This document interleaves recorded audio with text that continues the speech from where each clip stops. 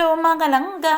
Iyan pala, ito pala yung gawain ko every morning pag may pasok yung anak ko mga langga. Maaga akong nagigising pala nito mga langga kasi nagluto ako ng pizza at inabangan ko mga langga. Baka makatulog ako ulit at nasunog yung niluto kong pizza kasi nag-order si Denisa, yan na yung baon niya sa school.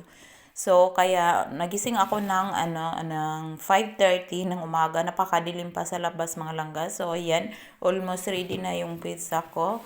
So, hintayin ko yan maluto at i-prepare ko yung mga niya mga langga. So, ayan na nga ay nag-ready na nga ako ng breakfast ni din sa school.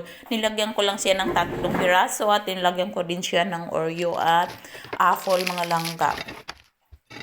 So, ito yung gawain ko talaga every morning hangga Monday to Friday mga langga, yung pag may pasok siya mga langga. Maaga akong nagigising.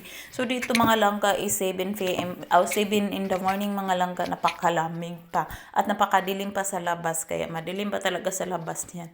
At ako pa talaga ang gising. Ako lang ang gising yan. Tulog lahat mga langga. Nandyan ako, nag-prepare ako ng baon niya. Kasi gigising ko siya ng 7 mga langga kasi matagal pa yan siya. Magmuni-muni pa yan at kung mag-drink lang naman yan siya ng milk sa umaga. Saka doon kasi sila kakain doon mga 10 in time kakain din sila, mag-snack sila doon. So nagiinit din ako ng milk para sa kanya bago ko siya gisingin. I-prepare ko muna yung milk. So tingnan niyo mga langga, 7:50 na sa labas mga langga, napakadilim pa sa labas. Yung labas namin ng bahay, madilim pa talaga siya. So, pagkatapos ko niyang ginising yan si Denisa at mag-prefer ko na siya, aalis na rin kami agad. Mga langga, maghatid na naman ako kay Denisa. Ito yung gawain ko sa umaga pag may pasok yung anak ko.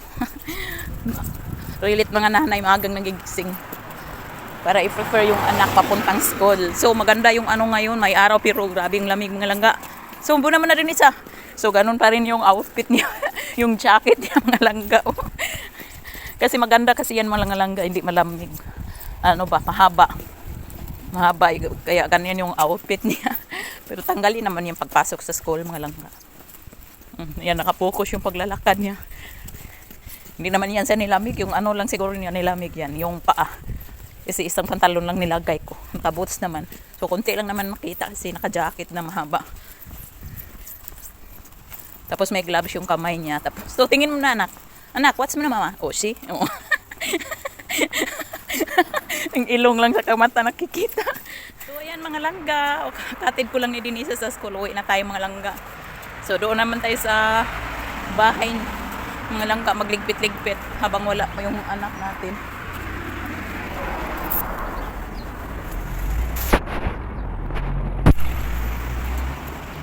Ang ganda yung panahon ngayon, kaya lang lamig. Ganda ng may Hindi nakapag-snow ngayon. Ngayong taon na to masyado. Pero sa ibang part mga langga nag-snow.